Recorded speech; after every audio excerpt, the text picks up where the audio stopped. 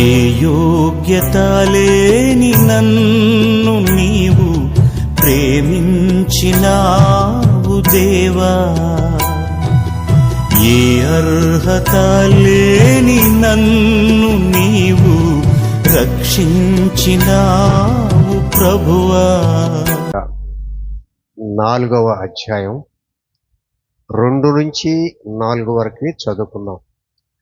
తిమోతికి రాసిన 2వ పత్రిక 4వ అధ్యాయం 2 నుంచి 4 వరకు. వాక్యమును ప్రకటించము, సమయమందును అసమయమందును ప్రయాసపడము, సంపూర్ణమైన దీర్ఘశాంతముతో ఉపదేశించము, ఖండించము, గద్దించము, బుద్ధి చెప్పుము. ఎందుకనగా జనులు హితబోధను సహింపక దురద చెవులు గరవారై తమ స్వకీయ దురాశలకు అనుకూలమైన బోధకులను తమ కొరకు పోగు చేసుకొని సత్యమునకు చెవినీయక కల్పనా కథల వైపునకు తిరుగు కాలము వచ్చును. ప్రార్థన చేసుకుందాం.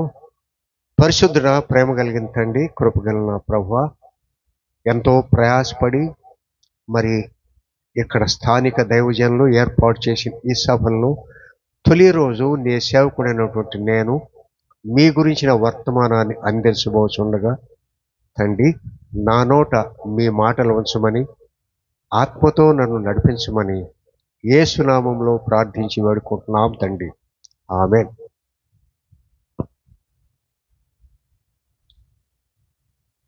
కొంచెం అస్వస్థతగా ఉన్నాను, జలుబు చేసింది, ఏమనుకోవద్దు.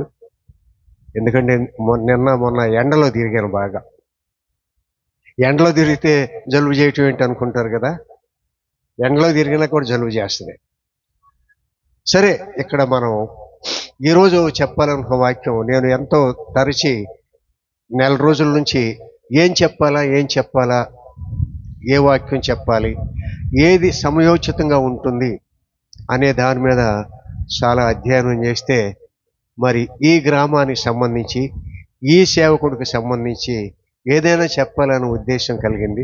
అందువల్లనే ఈ వాక్యాన్ని తీసుకోవటం జరిగింది. ఇక్కడ మనందరికీ తెలుసు, సంఘ కాపర్లకు మరియు బోధకులకు, సువార్థికులకు మరి ఇది గొప్ప పని. వారు సంఘ కాపురులైనా, బోధకులైనా, సువార్థికులైనా మరి తన ఆలోచనలు బట్టి కల్పనా కథలు చెప్పకుండా,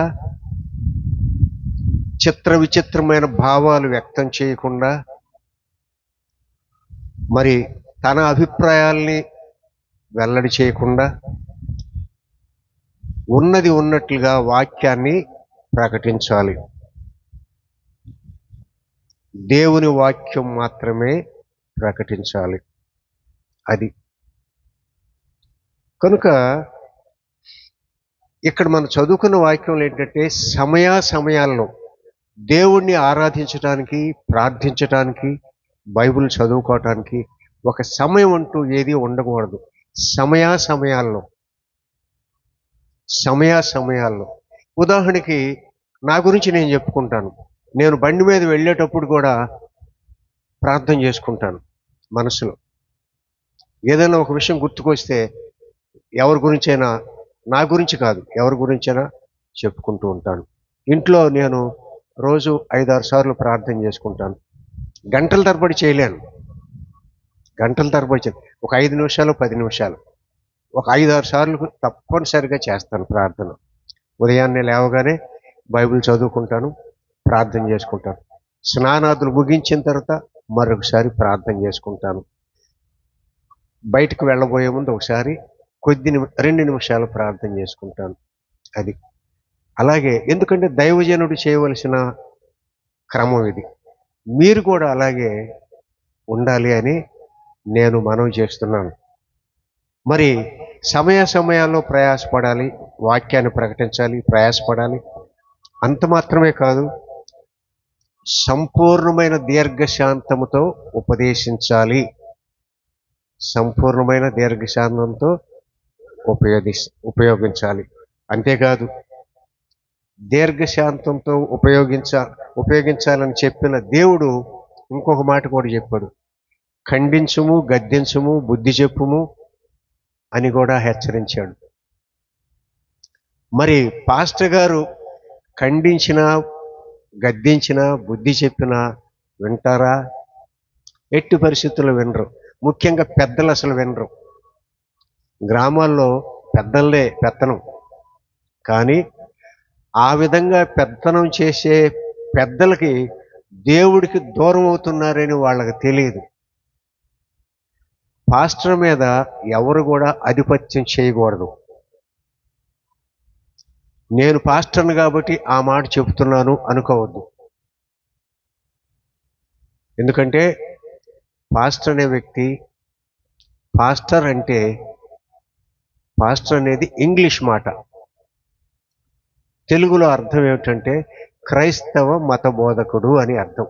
పాస్టర్ అంటే అంటే ఈ లోకంలో దేవుడి యొక్క ప్రతినిధి. అతడు ఎంతో ప్రయాసపడి వాక్యాన్ని బోధిస్తున్నాడు, ప్రభు సేవ చేస్తున్నాడు. చాలామంది పాస్టర్లు ఆ విధంగా జరగనటువంటి విధానంలో ఉంటూ కూడా వాళ్ళు పరిచర్య చేస్తున్నారు. కొంతమంది తప్పనిసరి పరిస్థితుల్లో కూలి కూడా చేసుకుంటున్నారు, వేరే పనులు కూడా చేస్తున్నారు. అదే పెద్ద పెద్ద పట్టణాల్లో, ఉదాహరణకి హైదరాబాదు, విశాఖపట్నం, విజయవాడలో లక్షలకు కోట్లకు పడగ వెలుగుతున్న వారు కూడా ఉన్నారు. వాళ్ళని ఏమని పిలుస్తాం? పెద్ద పాస్టరు అంటాం.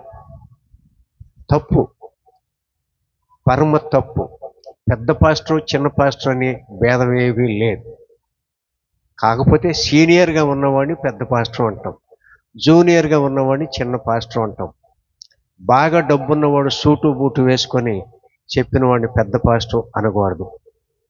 వాళ్ళు ధనాపేక్షలు జీవిస్తున్నారు. కానీ వాళ్ళకు కూడా తెలుసు వాళ్ళు పరలోకానికి వెళ్ళరు అని. ఇంత బోధించేవాడికి వాడు పరలోకానికి వెళ్ళరని వాళ్ళకి తెలియదా? తప్పనిసరిగా తెలుసు. ఎవడు చూడబోయాడు పరలోకం? ఈ లోకంలో మనకి అన్ని సంపదలు ఉన్నాయి, మనం హాయిగా బతుకుతాం, కారుల్లో షికారులు చేద్దాం, విదేశాల్లో విహారయాత్ర చేద్దాం అని అనుకుంటారు. నిజమే.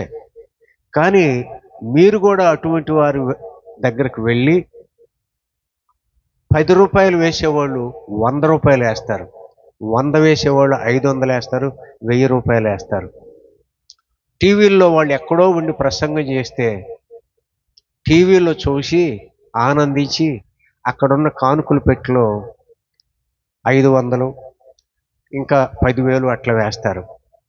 వీళ్ళందరూ వెళ్ళిపోగానే అక్కడ వాళ్ళ అనుచరులు ఉంటారు, వాళ్ళందరూ అది మూట కట్టుకుని హైదరాబాదు, విశాఖపట్నం పంపిస్తారు. కానీ ఇక్కడ పరిస్థితి ఏమిటి? ఇక్కడ దైవజనులకి 10 రూపాయలు వేస్తారు.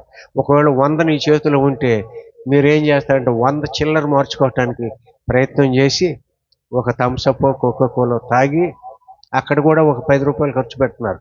అంటే 10 రూపాయలు చందా వేయటానికి 20 రూపాయలు నువ్వు ఖర్చు పెడుతున్నావు. అది ఆ విధంగా మనం చేయటం వల్ల నీవెప్పుడైతే గుప్పిడి బిగుస్తావో దేవుడు కూడా నువ్వు ఎంత ఇస్తే దేవుడు అంతే ఇస్తాడు. ధారాళంగా వెదజల్లండి అని బైబిల్ చెప్తుంది. ధారాళంగా అంటే విచ్చలవిడిగా దుర్వినియోగం చేయటం కాదు. అది కనుక పల్లెటూరులో పరిచయం చేసే దైవజనులు ఎంత కష్ట నష్టాలకు వచ్చి ఇది చేస్తున్నారు తెలుసా? అంతెందుకు, ఈ మీటింగులకి ఎంత ఖర్చు అవుతుంది సుమారు నాకు తెలియదు, కానీ సుమారు 1,00,000 పైనే అవుతుంది. ఎక్కడి నుంచి వస్తాయి ఆయనకి? ఎక్కడి నుంచి వస్తాయి నాకు కూడా తెలియదు సరిగా. కానీ ప్రజలు అనుకుంటారు ఈయనకు డబ్బులు ఎక్కడి నుంచి వచ్చినాయి, ఎంత ఖర్చు పెట్టాడు, ఎంత మిగిలింది అనుకుంటారుగా. తప్పనిసరిగా అనుకుంటారు. ఎప్పుడు కూడా నువ్వు దైవజనుని లెక్కలు అడగకూడదు. నీవెప్పుడైతే దైవజనులు లెక్కలు అడుగుతావో దేవుడు నిన్ను లెక్క అడుగుతాడు. అది గమనించండి. వాస్తవంగా ఈరోజు నేను చెప్పాలనుకున్న వాక్యం 20 నిమిషాల్లో చెప్పొచ్చు, నేను ఎప్పుడు కూడా అరగంటే నా ప్రసంగం, అంతకు మించి బుర్రలోకి ఎక్కదు. అరగంట 45 నిమిషాలు. కానీ మిగిలిన విషయాలు జోడించి చెప్పాలనుకున్నాను. ఎందుకంటే ఇక్కడ మరి మన ఊళ్ళో నా చిన్నతనంలో ఇక్కడ మందిరం లేదు. కొంతమంది ఆసక్తి ఉన్నవాళ్ళు అటు ఇటు దూర ప్రాంతాల్లో వెళుతూ ఉండేవాళ్ళు. అప్పుడు మందిరం లేదు. పాస్టర్ గారు అంటూ ఎవరు లేరు. పెళ్లి చేయాలంటే భట్టిపురం నుంచి బాప్టిస్ట్ పాస్టర్ ఒక ఆయన వచ్చేవాడు పెద్ద హంగామాతో. పెళ్ళి 3 గంటల కంటే 5 గంటలకు దిగేవాడు. ఆయన్ని ఊరు ఎగి స్వాగతం పలికి వచ్చినట్లయితే ఆయన పెళ్లి చేసి వెళ్ళేవాడు. కుటుంబ ఆరాధన జరపాలంటే మాస్టర్ గారు, అప్పుడు తులసిమ్మ టీచర్ గారు ఉండేవాళ్ళు, తర్వాత మస్తాన్ పంతులు గారు, వాళ్ళు వచ్చి ప్రార్థన చేసి వెళ్ళేవాళ్ళు. అప్పుడు మనకెవరికి కూడా దేవుని మీద భయభక్తులు లేవు. 2-3 కుటుంబాలు ఉన్నాయి దేవుడి మీద భయభక్తులు ఉన్న కుటుంబం. అందులో మాది కూడా ఒకటి. నేనంటే చిన్న పిల్లవాడు. మా అమ్మకి ఏదో మరి చనిపోయింది కదా, ఆవికి కూడా ఏదో పాస్టర్ గారు వస్తే ప్రార్థన చేసుకుని, గోవాడ నుంచి పాస్టర్ గారు వచ్చేవాడు, చినిగిపోయిన చొక్కాయితో వచ్చేవాడు. నాకు బాగా గుర్తు. ఒకసారి అమ్మ కొంచెం అన్నం ఉంటే పెట్టు అన్నాడు. మా అమ్మని అన్నం అయితే ఉంది కానీ కూర లేదు నాయన అంటే, ఆ నీళ్లు పోసి పెట్టు పర్వాలేదు, కాస్త ఉప్పు వేసుకుని తాగుతాను. నాకు బాగా గుర్తు. ఇక్కడ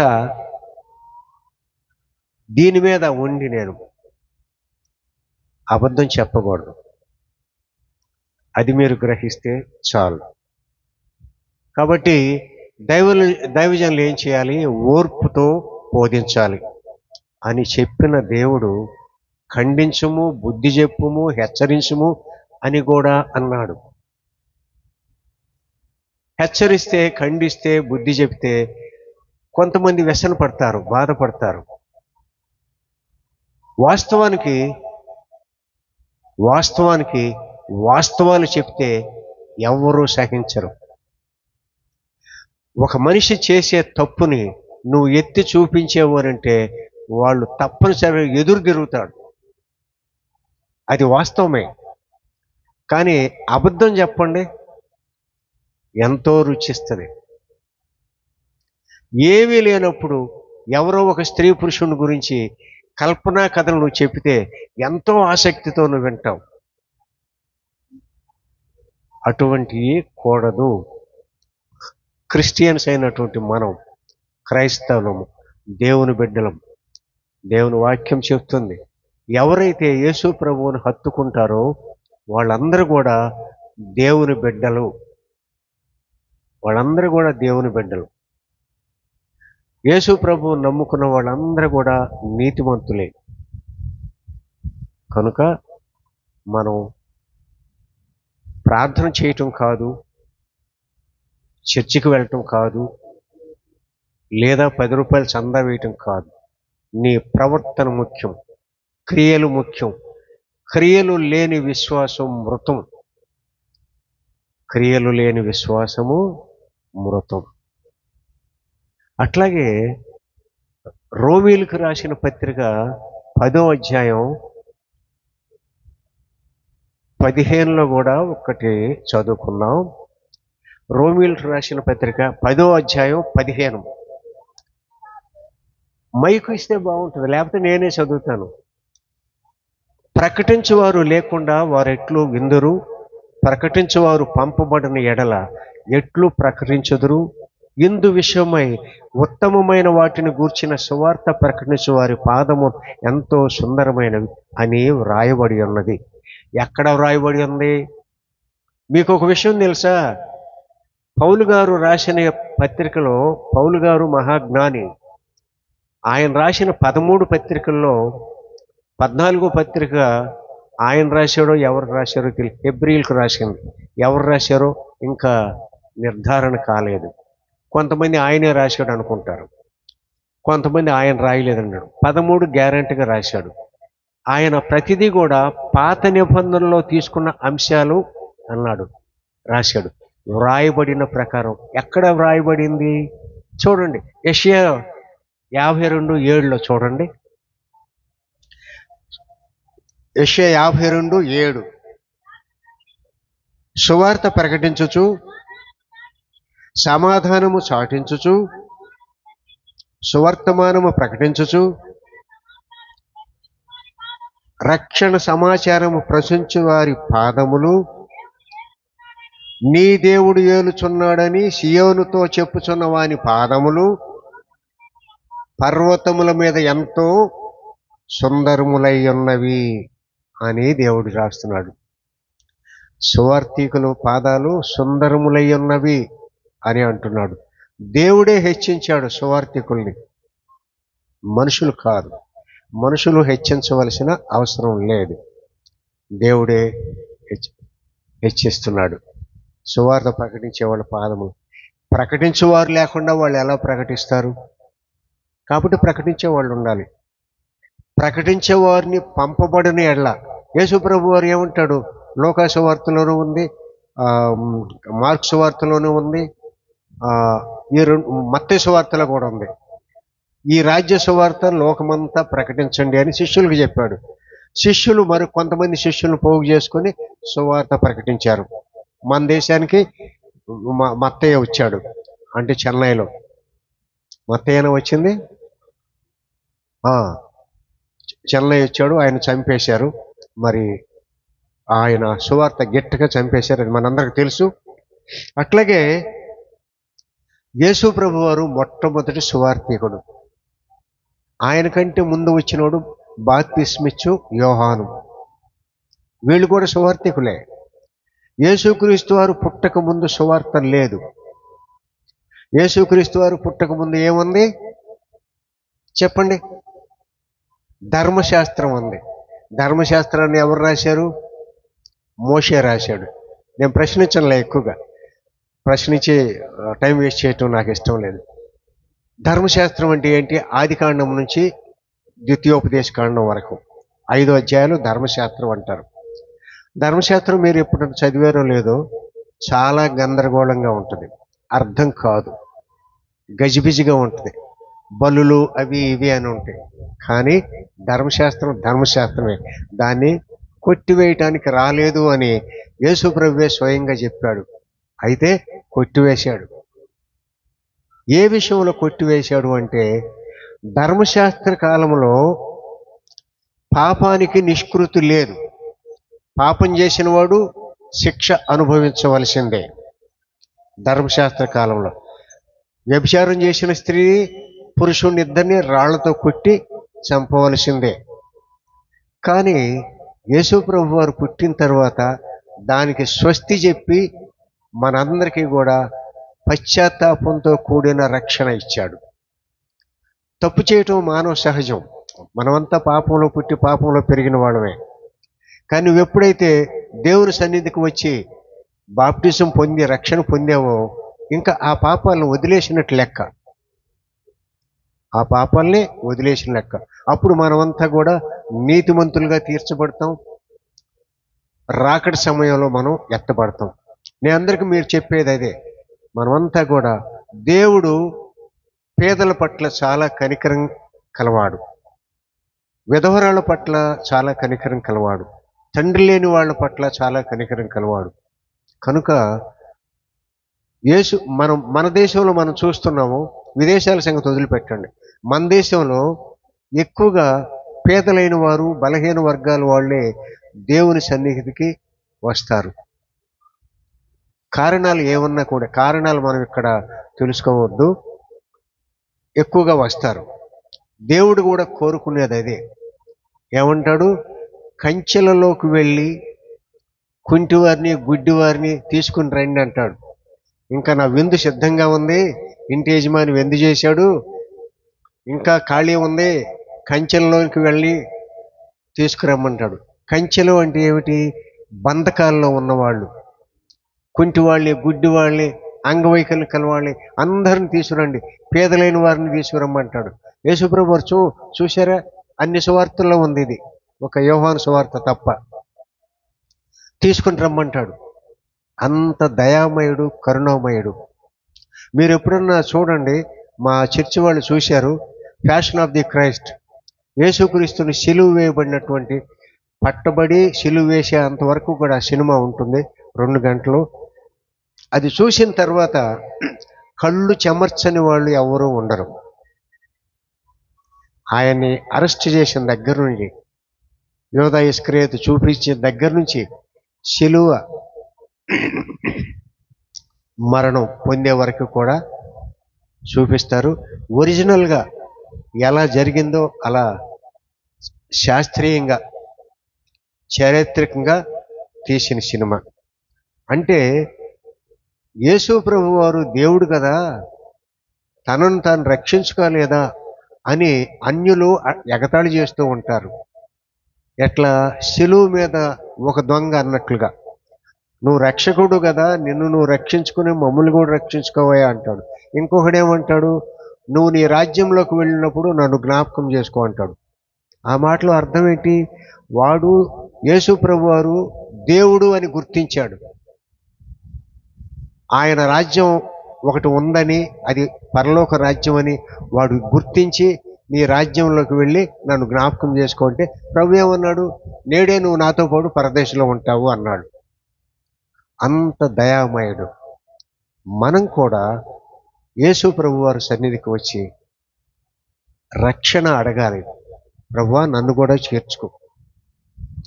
దేవుడు పిలవంది ఎవరు ఆయన సన్నిధికి వెళ్ళలేరు, దేవుడి సన్నిధికి. కనుక మన గ్రామస్తులకి నేను విన్నవించుకునేది ఏమిటి అంటే, నిన్న ఒక మాట అన్నాడు. ఎవరంటే మా బాబురావు, చనిపోయిన బాబురావు కుమార్తె మామగారు, ఆయన పెద్ద ఆఫీసరు, పెళ్లిలో కలిశాడు. పెళ్లిలో కలిసి మీరు మీ గ్రామంలో నేను చాలామందితో మాట్లాడాను, మీ గురించి చాలా మంచి అభిప్రాయం ఉంది వాళ్ళకి అని అన్నాడు. పొగిడాడు నన్ను. పొంగిపోకూడదు, అయినా మంచిదేనండి.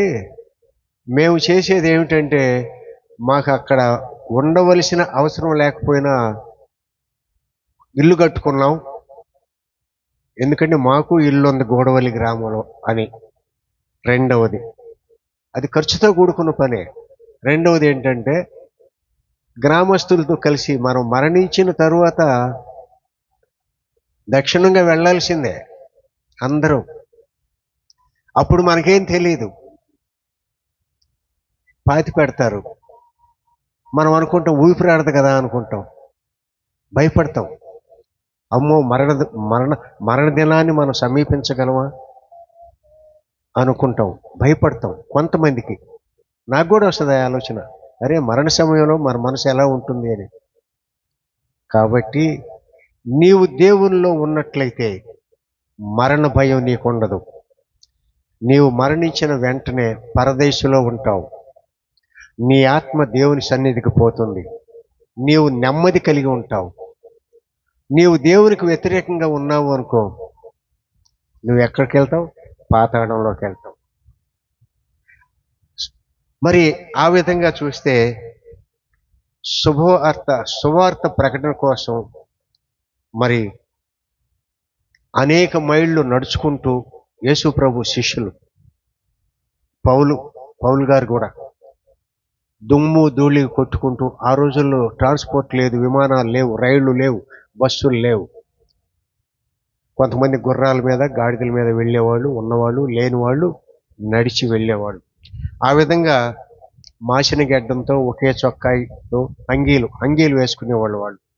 మరి ఆ విధంగా చినిగిన చొక్కాయితో సువార్థికులు దేశాలు వెళ్ళి సువార్త ప్రకటించారు. ఆ విధంగా సువార్త ప్రకటించబడిన సువార్త ఈనాడు మనందరం కూడా ఆస్వాదిస్తున్నాం.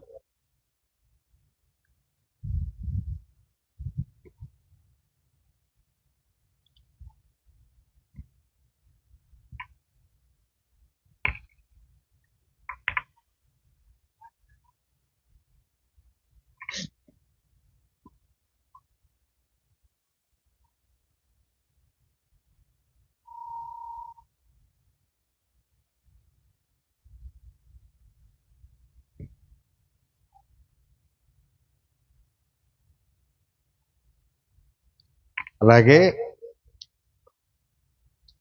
పేజీ గుర్తులేదు, అందుకే తిప్పుతున్నా.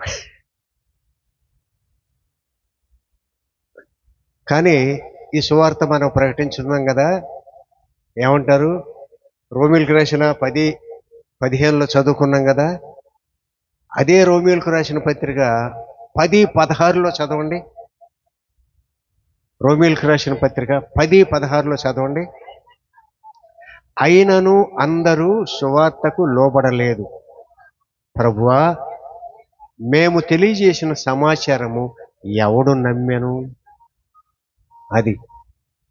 తర్వాత 17 కూడా, కాగా వినుట వల్ల విశ్వాసం కలుగును, వినుట క్రీస్తును కూర్చిన మాట వలన కలుగును.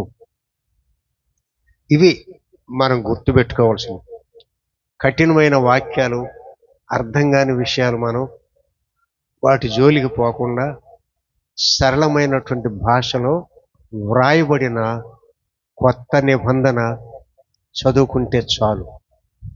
కొత్త నిబంధన అంటే మత్తయి సువార్త దగ్గర నుంచి ప్రకటన గ్రంథం వరకు.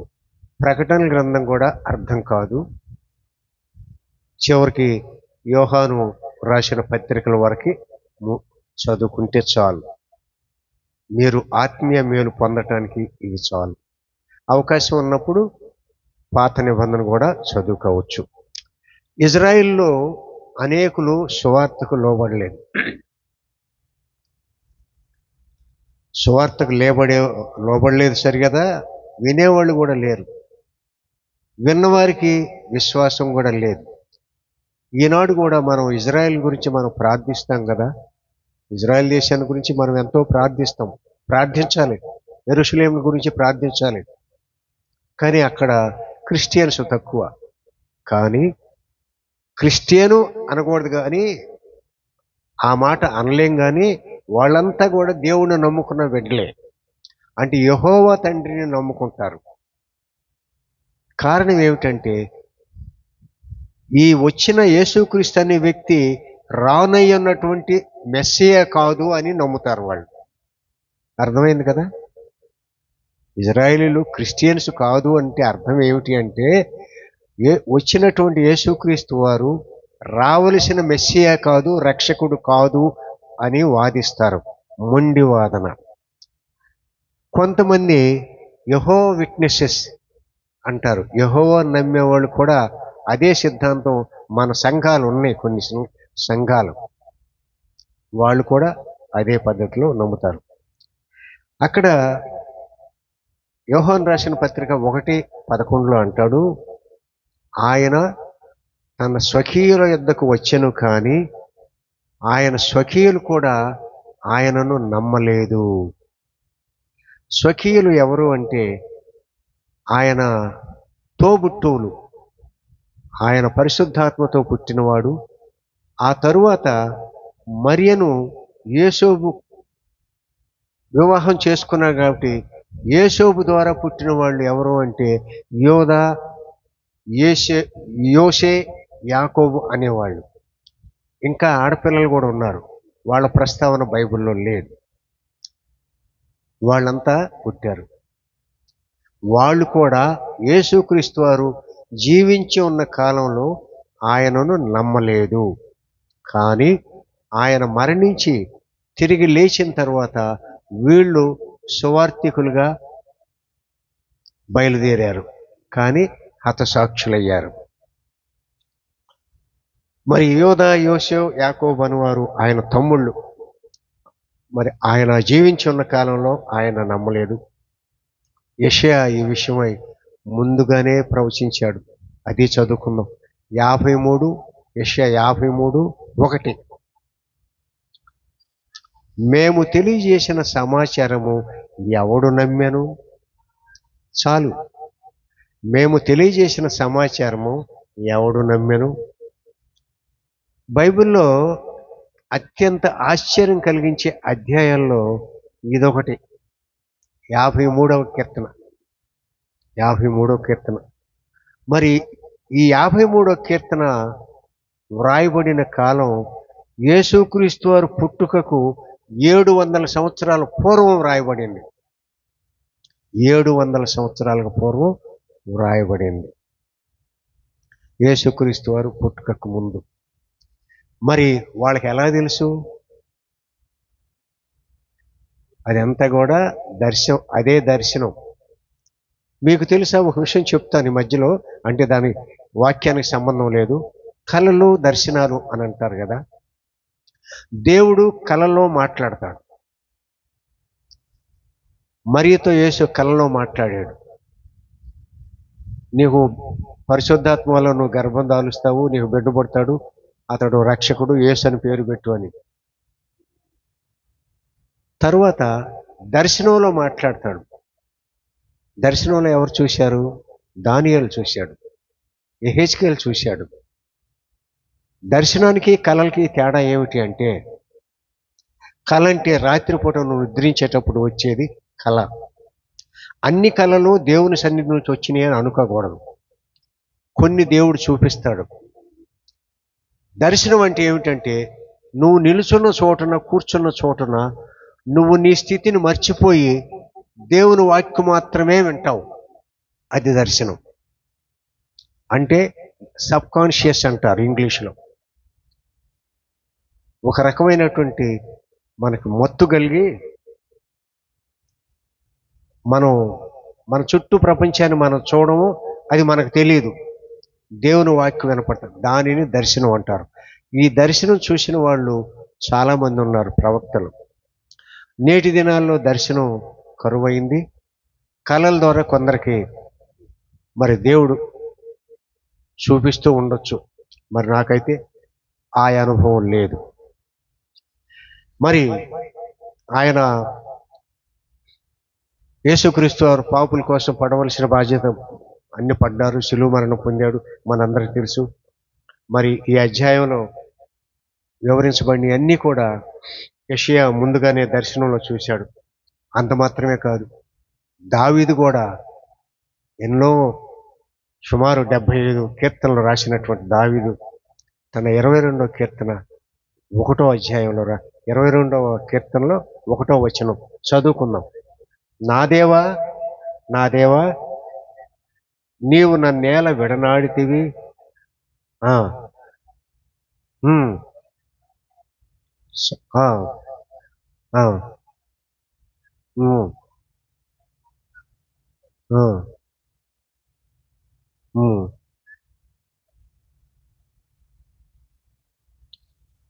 6వ వచనం చదువు. నేను నరుడను కాను, పొరుగును అంటాడు. దావీదు మహారాజు, యుద్ధవీరుడు అయినప్పటికీ కూడా ఏమంటాడు? నా దేవా, నా దేవా, నన్నేల చేయి విడిచితివి అంటాడు. శోధన వచ్చినప్పుడు అతన్ని అభిషేకం చేసిన తర్వాత ఎన్నో కష్టాలు పడ్డాడు. దేవుడిని సమూయేలు ప్రవక్త అతన్ని అభిషేకించి నీవు ఇజ్రాయెల్ దేశానికి రాజు అవుతావు అన్న తర్వాత అతడికి వెంటనే రాజు అవ్వలా, ఎన్నో కష్టాలు పడ్డాడు. తర్వాత అతడు చేయవలసిన పని అతడు చేత చేయించకుండా, ఆ పాపం అతనికి ఒడిగట్టకుండా దేవుడే జరిపించాడు. మరి సౌలు అతన్ని చంపాలని ఎంతో ప్రయత్నం చేశాడు, కానీ సౌలుని 3-4 సార్లు ఇతడికి చిక్కినప్పటికీ కూడా దావీదు అతను చంపల. ఎందుకు చంపలేదు అంటే, అభిషిక్తుడిని చంపి నేను పాపాన్ని మూటగట్టుకోను అని అంటాడు. అభిషేకం పొందిన వాళ్ళని చంపకూడదు అని చంపలేదు.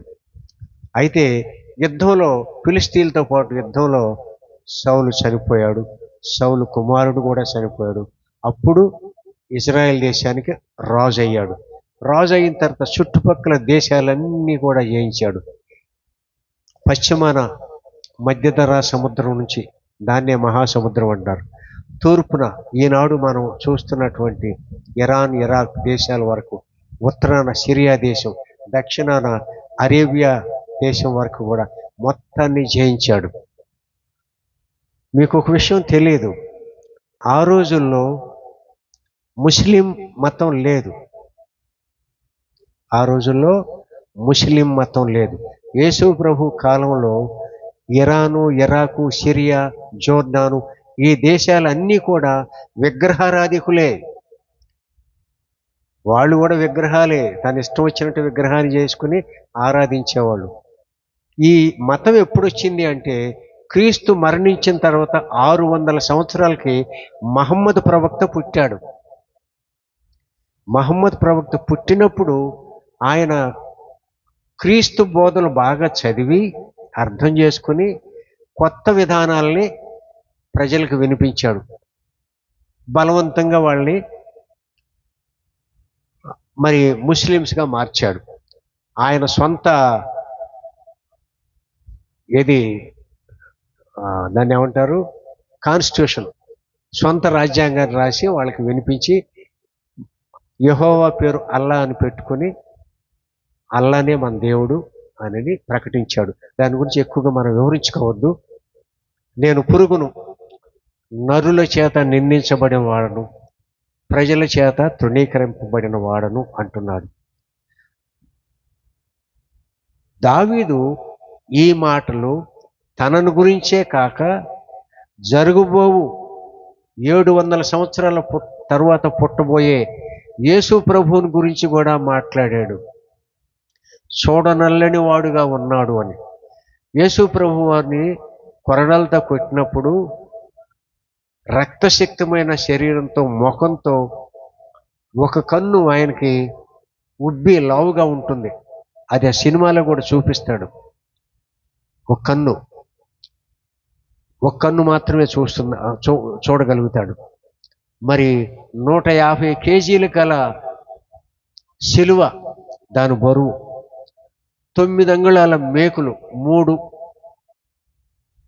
అరచేతుల్లో కొట్టారు అని అంటారు. కొంతమంది చరిత్రకారులు ఏమంటారంటే అరచేతుల్లో కొడితే ఆ బరువుకి అరచేతులు ఊడి వస్తాయి కనుక ఈ ప్రాంతంలో కొట్టాడు అని శాస్త్రవేత్తలు పరిశోధన చేసి ఈ మధ్యకాలంలో అన్నారు. ఎక్కడ కొట్టినా కూడా చేతులు కొట్టినట్టే మనం భావించాలి. 2 కాళ్ళు పట్టుకుని మేకులు కొట్టారు. ఒక్క మేకు మన చేతిలో దిగితేనే మనం ఊర్చుకోలేము, ఉచ్చుకున్న వెంటనే లాగేస్తాం. కానీ అలా చేసి శిలువ మీద ఆయన ఒక సాక్షాత్తు దేవుడయ్యుండి దైవికమైనటువంటి శక్తులను ఉపయోగించుకోకుండా మానవ రూపంలో ఉంటూ మానవుడిగానే శిక్ష అనుభవించాడు. ఎందుకు అంటే తను శిలువ మరణం పొందితే తప్ప మానవాళికి పాపక్షమాపణ కలుగదు. సాతాను జయించాలి అంటే తను శిలువ మరణం పొందాలి. తను శిలువ మరణం పొందటానికి ప్రధాన కారణం ఏంటంటే సాతాను జయించటం. ఆయన శిలువ మరణం అయిన వెంటనే సాతాను అధపాతాళానికి తొక్కబడతాడు. బాటంలెస్ పిట్ అంటే అడుగనేది లేదు. ఒక బిలంలో అడుగనేది లేకపోతే అలాగే వెళుతూ ఉంటాడు. అటువంటి దాంట్లో పడిపోయాడు సాతానుడు చివరి క్షణం వరకు కూడా యేసుక్రీస్తు వారు శిలువ మరణం పొందకుండా ఎంతో ప్రయత్నం చేస్తాడు. శిలువ మరణం పొందితే వాడు ఓడిపోయినట్లు లెక్క. శిలువ మరణం పొందితే సమస్త మానవాళికి మనమంతా కూడా దేవుని బిడ్డలం. మానవులు సృష్టించి వీరంతా నా బిడ్డలు, వాళ్ళు కూడా సంతోషంగా ఉండాలి అని. మీకు తెలుసా, మనం సంతోషంగా ఉంటే దేవుడు సంతోషిస్తాడంట. మనం సంతోషంగా ఉంటే దేవుడు సంతోషిస్తాడు. బైబిల్లోనే ఉంది ఆ వాక్యం. మీ సంతోషమే మా సంతోషం అని ఉంది. ఆ విధంగా మరి ఉన్నవాడును అనువాడును అని మోషే చెప్పుకుని రాశాడు. ఇక్కడ దావీదేమంటున్నాడు, నేను పురుగును అంటున్నాడు. నరుల చేత తృణీకరించబడిన వాడును అంటున్నాడు. పురుగు అంటే మనం కాళ్ళ కింద తొక్కేస్తాం పురుగు. మరి మహారాజు కూడా 175 కీర్తనలు రాయటానికి ఆయనకి సమయం ఎక్కడిది? ఎప్పుడు యుద్ధాల్లో మునిగి తేలుతూ ఉండేవాడు.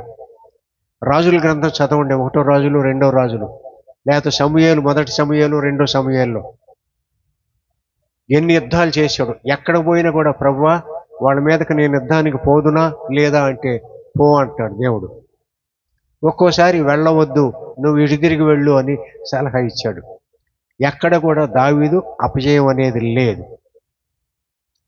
అలాగే ఆయన తర్వాత వచ్చిన రాజుల్లో కూడా చాలామంది, ఉదాహరణకి యెహోషాపాతు కానీ ఇంకా చాలామంది ఉన్నారు. వాళ్ళు కూడా శత్రువులు చుట్టుముట్టినప్పుడు దేవుడిని అడిగితే దేవుడు వాళ్ళకి విజయాన్ని కలుగు చేశాడు. కనుక మనం ప్రతి విషయంలో కూడా దేవుణ్ణి అడగాలి. మనకు సమస్య వచ్చినప్పుడు దేవుణ్ణి ప్రార్థించాలి, మోకాళ్ళ మీద ప్రార్థించాలి. మోకాళ్ళ మీద లేని వాళ్ళు, మోకాళ్ళ మీద ఇప్పుడు ఇవాళ రేపు మోకాళ్ళ మీద ఎవరు ఉండలేరు. అందరికీ మోకాళ్ళ నొప్పులు ఉన్నాయి కాబట్టి మనం మోకాళ్ళ మీద ఉండలేరు. కూర్చుని కూడా ప్రార్థించవచ్చు, నిలబడి కూడా ప్రార్థించవచ్చు. తెలుసా మీకు? కొంతమంది దైవజనులు చెప్తూ ఉంటారు, ఇది చేయకూడదు అది చేయకూడదని. అవన్నీ కూడా నమ్మొద్దు. నీవు ఏ స్థితిలో ఏ భంగిమలో ఉన్నప్పటికీ కూడా దేవుణ్ణి జ్ఞాపకం చేసుకో. అయితే పడుకుని వద్దు. అంటే లేవలేని వాళ్ళు ఉంటారు, బెడ్ రిడెన్ పేషెంట్లు ఉంటారు, వాళ్ళు పడుకుని చేయొచ్చు. కనీసం కూర్చోగలిగిన వాళ్ళు కూర్చుని ప్రార్థన చేయొచ్చు. అది దేవుణ్ణి మనం ఎట్టి పరిస్థితుల్లో, మనమంతా కూడా పేదవాళ్ళమే. నన్ను చూడొద్దు, నేను కూడా పేద కుటుంబంలో పుట్టినవాడిని. ప్రస్తుతం ఉన్న స్థితిని నన్ను చూడొద్దు.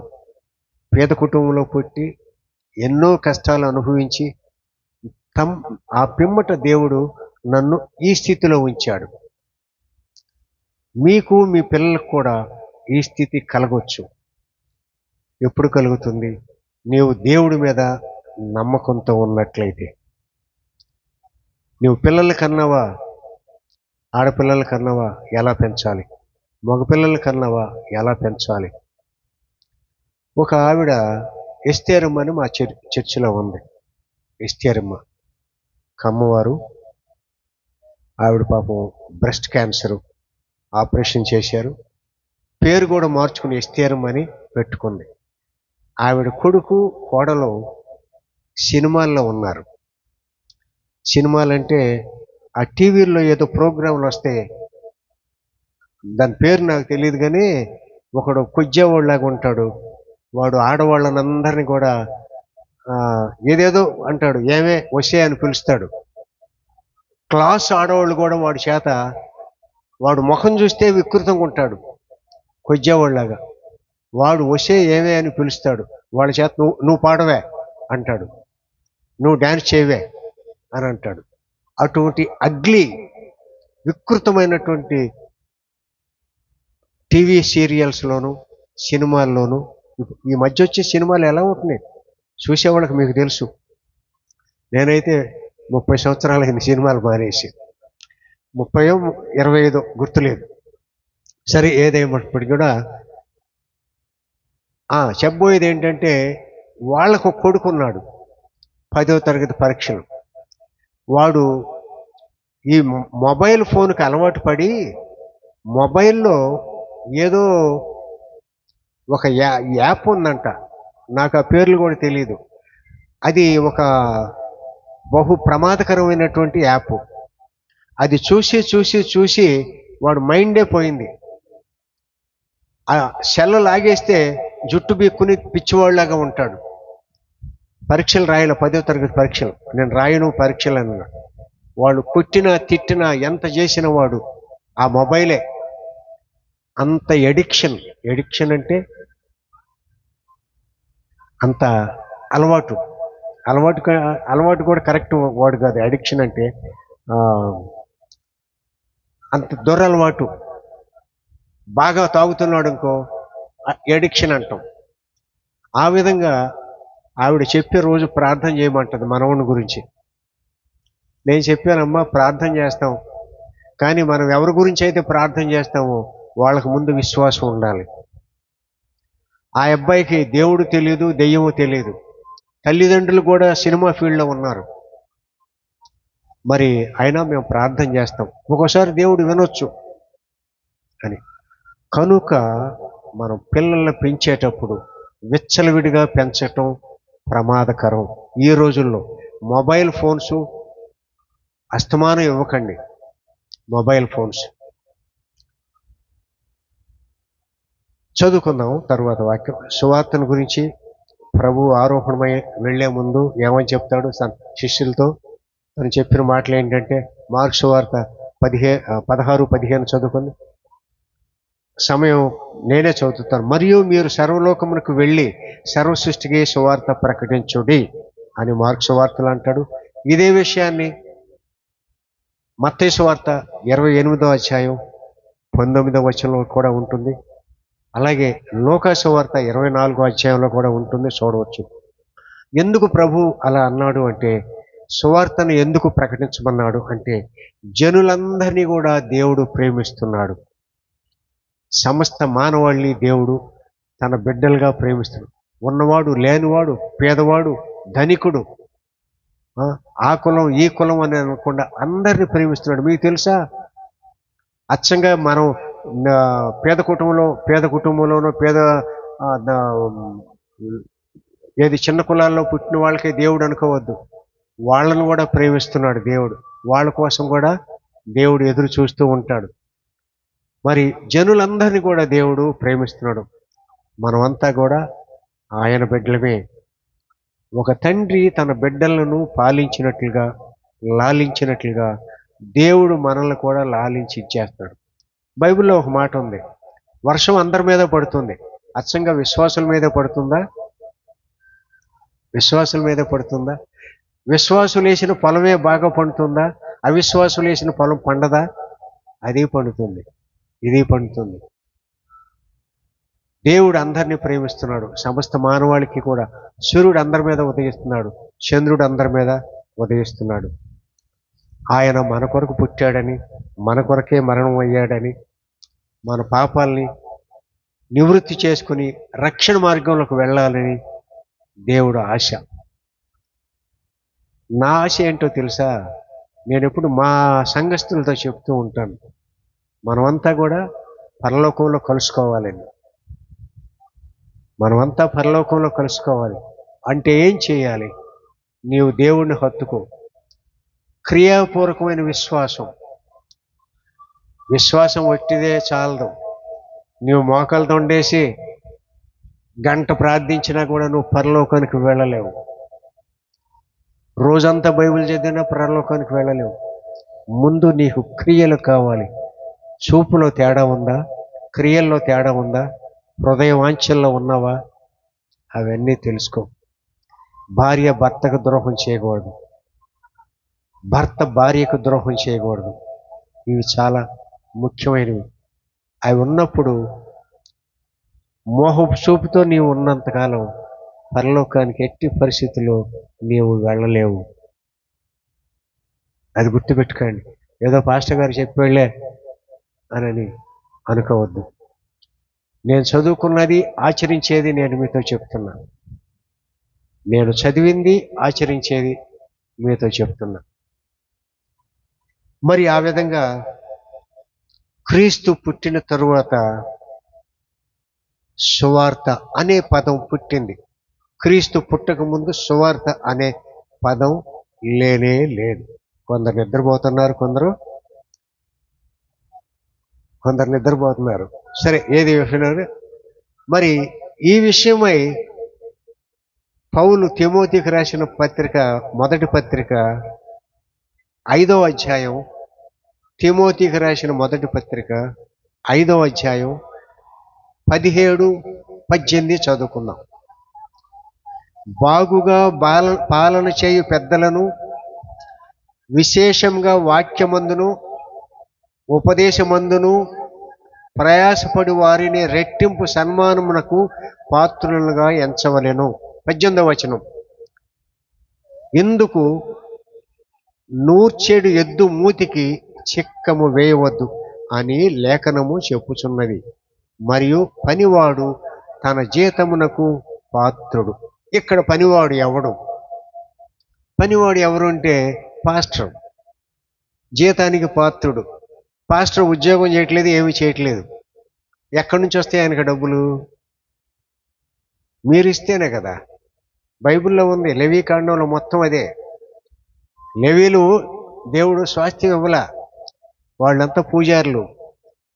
పూజారులు అంటే తెలుసుగా, శాస్త్రులు పరిచయులు. వాళ్ళకి స్వాస్థ్యం ఇవ్వల. అంటే ఇజ్రాయెల్ దేశంలోకి వాళ్ళని ప్రవేశపెట్టిన తర్వాత వాళ్ళకి భూమి పంపకం వాళ్ళకి చేయల. ఎందుకంటే వాళ్ళు దేవుని పరిచర్యలో భాగంగా ప్రజలందరూ ఇచ్చే అర్పణలు వాళ్ళకే చెందుతాయని అన్నాడు. ఇక్కడ కూడా పాస్టర్ ఏం పని చేయట్లేదు కదా, నేనంటే నాకు పెన్షన్ వస్తుంది, ఏదో బ్యాంకులో పనిచేశాను కాబట్టి ఇల్లు కట్టుకున్నాం, కానుకల మీద నేను ఆధారపడాల్సిన అవసరం లేదు. వచ్చే కానుకలు ఏం చేస్తాం? పరిచర్యకే ఉపయోగిస్తాం. వీళ్ళందరికీ తెలుసు. అంతకంటే ఎక్కువే ఖర్చు పెడతాం, దశభాగాల కంటే ఎక్కువ ఇస్తారు. మా తమ్ముడైతే ఇంకా ఎక్కువ ఇస్తాడు. మరి ఆ విధంగా మనం ఉండాలి. పల్లెటూరు పాస్టర్ల పరిస్థితి అది కాదు. 10 రూపాయలు చందా వేస్తాం. అయితే 10 రూపాయలు కూడా లేని వాళ్ళు ఉంటారు. ఉన్నవాళ్ళు, నీకు పెన్షన్ వస్తుంది ఒక 40,000, 4,000 తప్పనిసరిగా ఇవ్వాలి పాస్టర్ గారికి. ఆయన ఎలా బతుకుతాడు? అది నేను ఆయన సపోర్టింగ్గా మాట్లాడట్లా, ఆయన గురించి నేను అసలు చెప్పట్లా, వాక్యాన్ని చెప్తున్నా నేను. అది మరి బాగుగా పాలన చేయు పెద్దలను రెట్టింపు సన్మానమునకు పాత్రులుగా ఎంచవలను. పాస్టర్ గారు మా ఒంట్లో బాగాలేదని గవిక్కుని పిలుస్తారు. ఆయన ఎక్కడున్న ఆగమేఘాలు వచ్చి మాకు ప్రార్థన చేస్తాడు. పాస్టర్ గారు ప్రార్థన చేసినందువల్ల నీవు స్వస్థపడుతున్నావు. పాస్టర్ గారు ప్రార్థన వల్ల నీవు స్వస్థపడలా, నీ విశ్వాసం వల్ల నీవు స్వస్థపడ్డావు. యేసు ప్రభువు నిన్ను స్వస్థపరిచాడు. చెన్నైలో ఒక హాస్పిటల్ ఉంది, సంతోషం చెస్ట్ హాస్పిటల్ అని. మేము చాలాసార్లు అక్కడికి వెళ్ళాం. చాలా మంచి హాస్పిటల్, ఊపిరితిత్తులకి చెస్ట్కి సంబంధించిన హాస్పిటల్. ఆయన క్రిస్టియన్. అక్కడ ఏం రాసి ఉందంటే, వీ ట్రీట్ గాడ్ హీల్స్ అని ఉంది. మేము వైద్యం చేస్తాము, దేవుడు స్వస్థపరుస్తాడు అని చాలా చోట్ల రాసి ఉంటుంది. మేము వైద్యం చేస్తాము, దేవుడు స్వస్థపరుస్తాడు. అది వాళ్ళ విశ్వాసం. వాళ్ళ కుటుంబ వ్యక్తులందరూ కూడా డాక్టర్లే. హైదరాబాదులో 3 సార్లు ఆపరేషన్ చేస్తే నయం కాని జబ్బు ఆయన దగ్గరికి వెళ్తే, ఎందుకు ఆపరేషన్ చేశారు, ఆపరేషన్ అవసరం లేదు అని చిన్న ఇటు ఒక ట్యూబ్ పెట్టి కొంతకాలం ఉంచు, అదే నయమైపోద్ది అన్నాడు. 10 లక్షలు దాదాపు ఖర్చు పెడితే ఆయన 1,25,000 ఎంత 60,000 ఆయన ఛార్జ్ చేసింది. కానీ ఆ ఖర్చులు ఈ ఖర్చులు అన్నీ కలిసి 1,25,000 అన్నీ. ఎప్పుడు మా తమ్ముడు గారు అబ్బాయి, ఆయన ఇప్పుడు పశువుల డాక్టర్.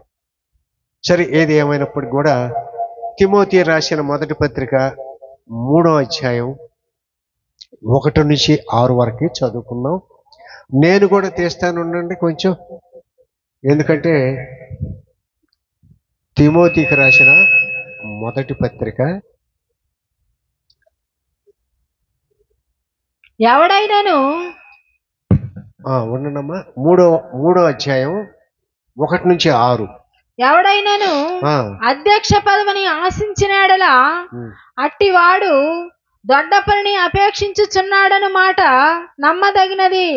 అధ్యక్షుడగువాడు నిందారహితుడును, ఏకపత్ని పురుషుడును, మితానుభవుడును, స్వస్థ బుద్ధి గలవాడును, మర్యాదస్తుడను, అతిథి ప్రియుడను, బోధింప తగినవాడునయ్యుండి మద్యపానియు, కొట్టువాడును కాక సాత్వికుడను, జగడమాడని వాడును, ధనాపేక్ష లేని వాడునై సంపూర్ణ మాన్యత కలిగి తన పిల్లలను స్వాధీనపరచుకొనుచు తన ఇంటి వారిని బాగుగా ఏలువాడునై ఉండవలెను. ఎవడైనను తన ఇంటి వారిని ఏలనేరకపోయిన ఎడల అతడు దేవుని సంఘమును ఎలాగు పాలించును? అతడు గర్వాంధుడై అపవాదికి కలిగిన శిక్షావిధికి లోబడుకుండునట్లు క్రొత్తగా చేరిన వాడై ఉండకూడదు. చాలు, నేను చదువుతాను క్లియర్గా.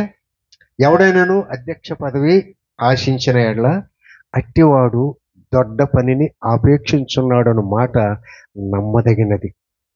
అధ్యక్షుడగువాడు నిందారహితుడును, ఏకపత్ని పురుషుడును, మితానుభవుడును, స్వస్థబుద్ధి గలవాడును, మర్యాదస్థుడును, అతిథి ప్రియుడును, బోధింపదగిన వాడునై ఉండి మద్యపానియు కొట్టువాడును కాక సాత్వికుడును, జగడమాడని వాడును, ధనాపేక్ష లేనివాడునై సంపూర్ణ మాన్యత కలిగి తన పిల్లలను స్వాధీనపరచుకొనుచు తన ఇంటి వారిని బాగుగా ఏలువాడునై ఉండవలెను. ఎవడైనను తన ఇంటి వారిని ఏలనేరకపోయిన ఎడల అతడు దేవుని సంఘమును ఎలాగు పాలించును? అతడు గర్వాంధుడై అపవాదికి కలిగిన శిక్షావిధికి లోబడకుండానట్లు క్రొత్తగా చేరినవాడై ఉండకూడదు.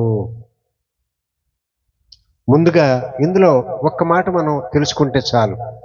తన కుటుంబాన్ని తను అదుపులో పెట్టుకోలేనివాడు సంఘాన్ని ఎలా నడుపుతాడు?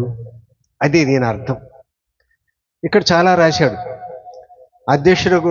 అధ్యక్షుడు అంటే బైబిల్లో బిషప్ అంటారు. అధ్యక్షుడు అంటే బైబిల్లో, ఇంగ్లీష్ బైబిల్లో బిషప్ అని ఉంది. మన ఆంధ్ర కాదు, తెనాల్లో బిషప్పులు దాదాపు 100 మంది ఉన్నారు. అంటే వాళ్ళకి ఎవరిచ్చారు బిరుదు అంటే వాళ్ళే పెట్టుకుంటారు. ఫారిన్ డబ్బు వస్తే చాలు బిషప్ అని పెట్టుకుంటారు. ఫారిన్ డబ్బు వస్తే బిషప్ పెట్టుకుంటారు. అంత మాత్రమే కాదు, వాళ్ళ కొడుకుంటే కొడుకు ఏం పేరు పెట్టుకుంటారు తెలుసా? జూనియర్ బిషప్ అని పెట్టుకుంటారు. అంత విచిత్రం అన్నమాట. వాళ్ళకి తెలుసు వాళ్ళు పరలోకానికి వెళ్ళలేరని.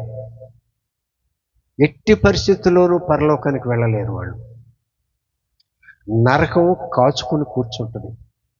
కోట్లు లక్షల రూపాయలు ఫారిన్ నుండి వస్తుంటే వీళ్ళు విలాస జీవితాలు గడుపుతూ ఆస్తులు సంపాదించుకొని పేదలపై కనికరించకుండా మరి వాళ్ళు ఉంటున్నారు అంటే వాళ్ళే బిషప్పులు. ఎలా ఉండాలి బిషప్పులు? వాడి గురించి రాశాడు. నిందారహితుడిగా ఉండాలి, ఏకపత్ని పురుషుడు, మితానుభవం, స్వస్థబుద్ధి గలవాడు, మర్యాదస్తుడు, అతిథి ప్రియుడు, బోధింపదగిన వాడు. అంటే బోధ చేయలేని వాళ్ళు కూడా ఉంటారు బిషప్పులు, నాకు తెలుసు కొంతమంది. వాడయి ఉండి మద్యపాని కొట్టువాడును గాక. మద్యపానం చేయకూడదు. కొట్టువాడు అంటే భార్యలు కొట్టేవాళ్ళు ఉన్నారు. భార్యలు కూడా భర్తలను కొట్టేవాళ్ళు ఉన్నారు, నాకు తెలుసు. కానీ ఎక్కువగా భర్తలే భార్యలు కొడతారు. కొట్టువాడే ఉండకూడదని. మరి సాత్వికుడును, జగడమాడినవాడు, ధనాపేక్ష లేనివాడు. ఇది చాలా ప్రాముఖ్యం. ధనాపేక్ష ఉండకూడదు. పాస్టర్ ఎంతసేపు వీళ్ళు ఎంత ఇస్తారు, వాళ్ళు ఎంత ఇస్తారు, వీళ్ళు అదే దాని మీద ఉండకూడదు ధ్యాస. నీ ధ్యాస అంతా వాక్య ఉపదేశంలో ఉండాలి, కానుకల మీద ఉండకూడదు. ధనాపేక్ష లేని వాడిని ఉండవలను. ఎవడైనాను తన ఇంటి వారిని ఏలనేరకపోయిన ఎడల అతడు దేవుని సంఘమును ఎలాగూ పాలించును. కనుక పాస్టర్ గారు పాదములు ఎంతో సుందరములై ఉన్నాయి అని చెప్పినటువంటి నోటితోనే పాస్టర్ గారు ఎలా ఉండాలనేది ఇక్కడ మనం నేర్చుకున్నాం. అది చివరిగా ఒక వాక్యం చదువుకుని లోకాసు వార్త 10:7.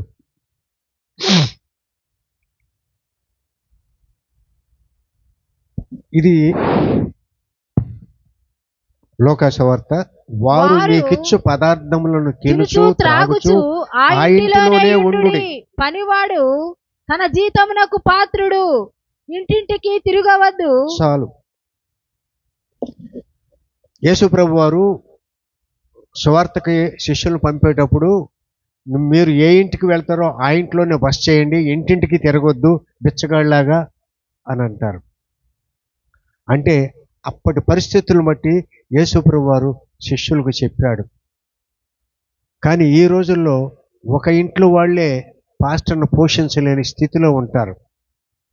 మహా అయితే భోజనం పెడతారు, టిఫిన్ టైంలో టిఫిన్ పెడతారు, అంతే. కాబట్టి మనం నేర్చుకోవాల్సింది ఏమిటి అంటే బోధకులు ప్రకటించేవాడు లేకుండా వారిట్లు విందురు. అంటే బోధించేవాడు నేను ఉన్నాను కాబట్టి మీరు విన్నారు. ప్రకటించేవారు పంపబడిన ఎట్లు ప్రకటించరు.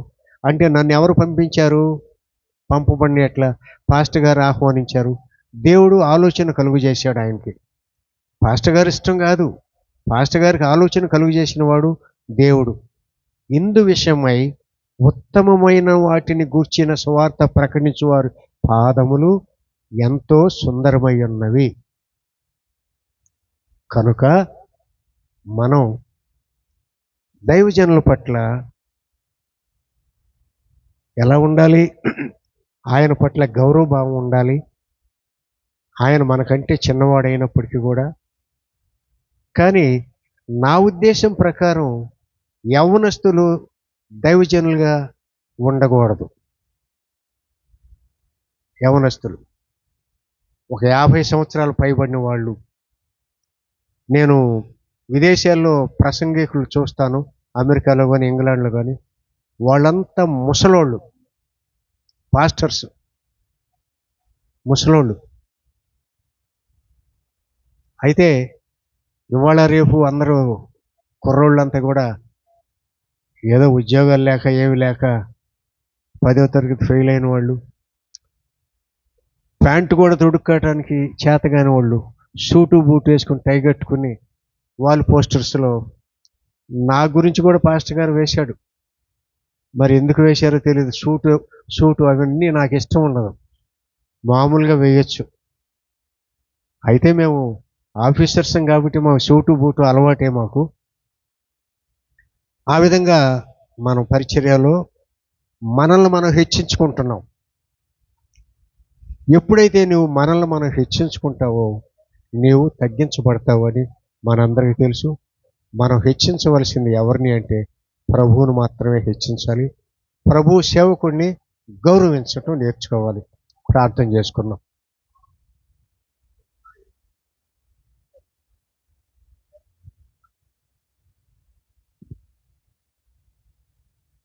నిద్రావస్థలో ఉన్నవాళ్ళు కూడా కొంచెం మేలుకొని ప్రార్థనలో ఏకీభవించితే మంచిది.